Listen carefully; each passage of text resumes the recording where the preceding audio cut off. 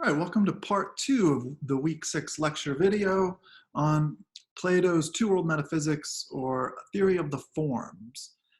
So in the last video, we walked through the cave schematic, which tells the story of the prisoner's ascent and then subsequent necessary descent back into the only reality which, as human beings, we can abide in or dwell in.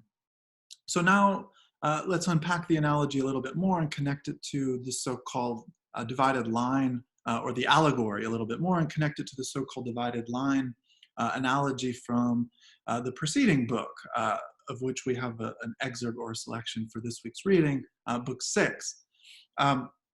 So first of all, just to take a few steps back to a more general starting point, what is this two-world metaphysics? What is this theory of forms? Well, as is often the case in the history of philosophy, we begin with a rather common sense, ordinary word or concept. And then we see a dramatic transformation of that word or concept in the direction of some really robust technical philosophical vocabulary, which retains that semantic specificity, and in that way becomes hugely formative in the trajectory of philosophical thought to follow. So what is this common sense idea or concept with which Plato begins? Well, the idea eidos, or excuse me, the word in Greek eidos, and we can couple with that also the word ideia, which is translated to English as idea, right? But in the transliteration of Greek, it looks precisely like the English word idea, and it's actually etymologically the source of that English language word. The word eidos is a little bit less obvious in terms of our contemporary or just English speaking world inheritance of that idea. But we have some English language words that retain the root. For example, the notion of a photographic memory. So somebody who has this cognitive capacity or faculty to capture immediately and in tremendous detail a particular scene or object, such that quite a bit after the experience or the perception, they can relay really close details and minute aspects of the thing that seems quite improbable. But this is known as an eidetic memory, because one who has this ability or capacity captures a kind of unitary form of the whole and is able, through recollection, to come back to the various details of that form and to elaborate on them or to communicate them in various ways.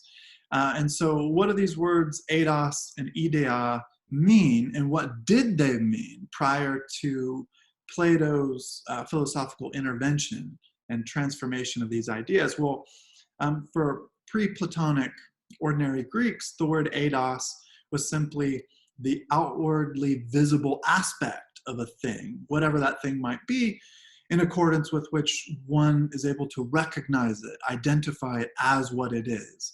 So you walk into a room, you see a number of tables and chairs distributed throughout the space, and without any effort whatsoever, you immediately recognize them as chairs, tables, and so forth. You say, oh, there's a chair in the corner of the room.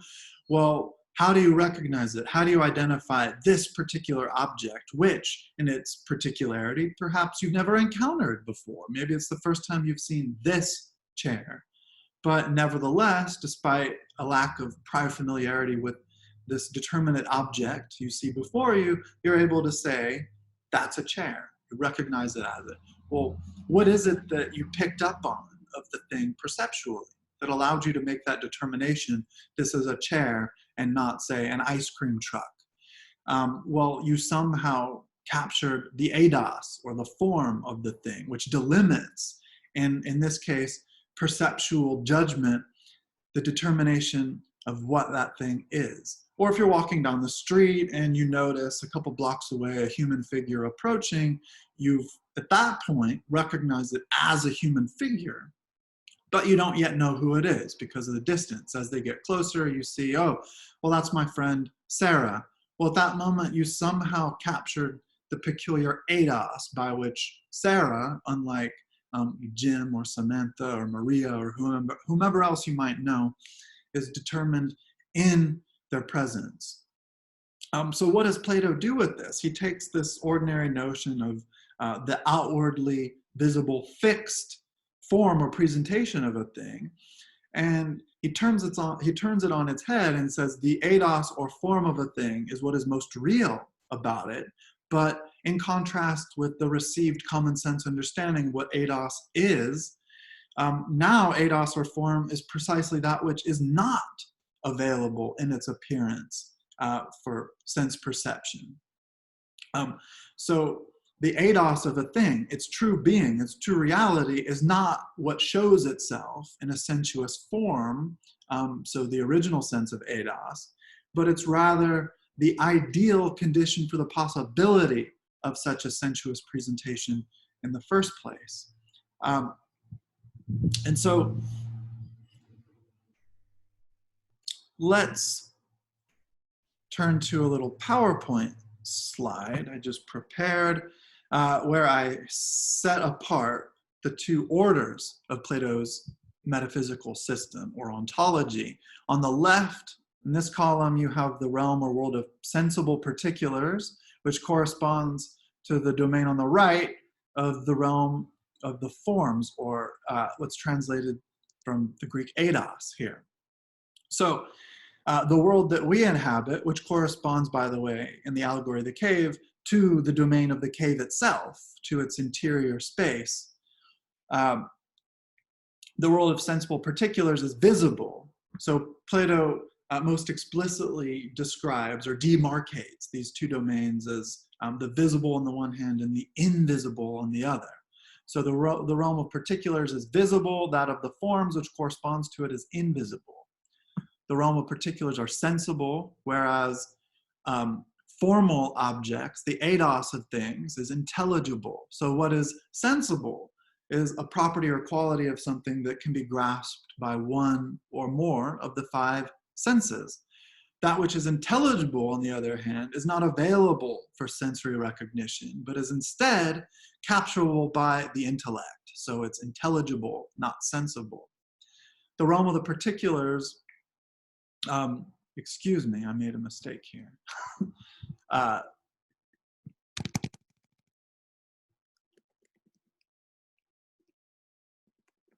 The realm of the particulars is that of becoming, right? So something in its material particularity is in an ongoing, however slow or inscrutable it might be, is in an ongoing process of coming to be, or genesis in the Greek, which is that from which we get the English word Genesis, right?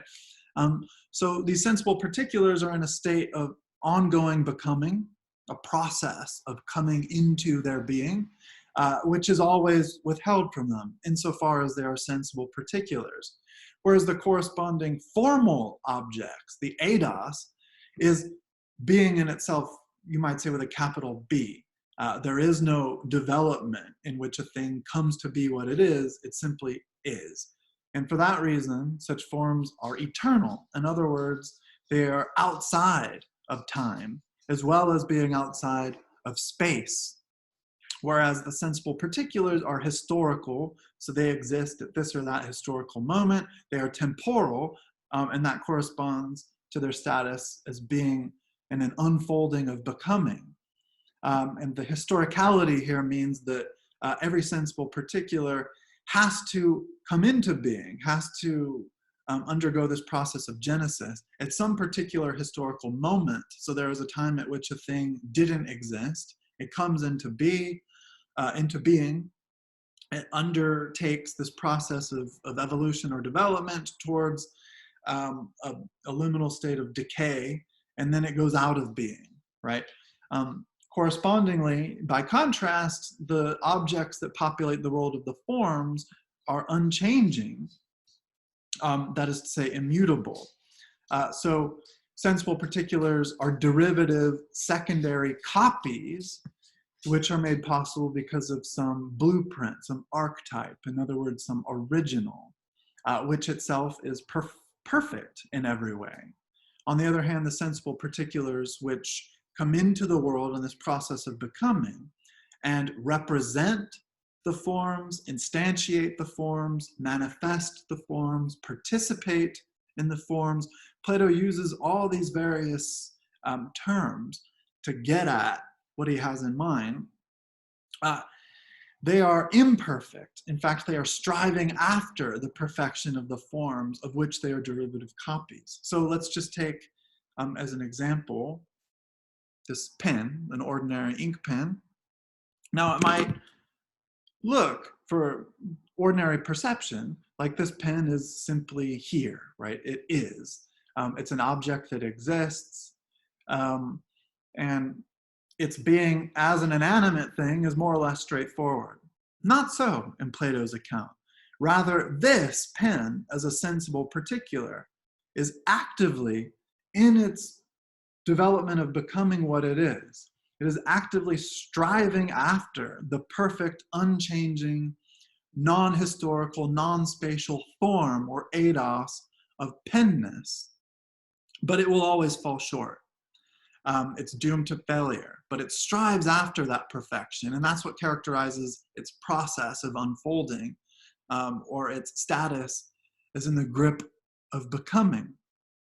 It will always fall short of the perfect pen. But what is the perfect pen? Well, it's the archetype. In other words, the perfect form of penness, which at the very same time captures within its scope every possible pen that you can ever encounter anywhere in the world at any time in the world, but which does not privilege, that is, the form does not privilege any one of these possible multiplicitous particulars that instantiate or manifest penness.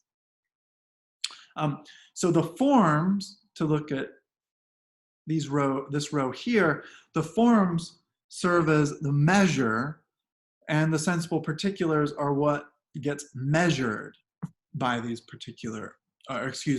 by these universal forms. So that's also a helpful way to think of them. So let's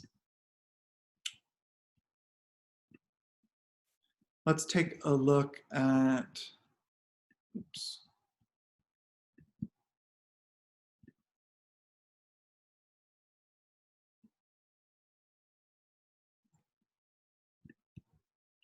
Sorry. Here we go. So let's take a chair instead of the pen example. Now for Plato, any object, in this case dealing with a chair, there are always three iterations or three versions of the chair. So in this case, you have the physical chair that seems to be a sensible particular that you can look at and actually sit in. And then you have a derivative copy of the chair, which is like the shadow in the walls in the Allegory of the cave. The copy depends upon the original chair for its being, right? So in this case, we're dealing with a photograph. The photograph as representation or copy could not exist without the model or the original of which it is a representation or copy. And that's a straightforward way to understand the nature of how things and representation work in our world. But, and this is the surprising aspect, and I'll leave it here to end the video, that is itself, as a sensible particular chair you can see and sit in, derivative of the eternal form of chairness, which would capture not only this chair, but any chair you can possibly imagine, such that when you walk into a room again and you find this object, a particular example of a chair you've never seen before, in any case, you're capable of recognizing it as a chair, right? And unlike this physical chair, which was created in time and will eventually give way to natural processes of decay and dissolve itself, the form of chairness is eternal and unchanging and provides the measure by which we're able to identify any chair as such. So we'll end it there. I didn't get a chance to go into the divided line analogy, but we can talk about that in class on Thursday.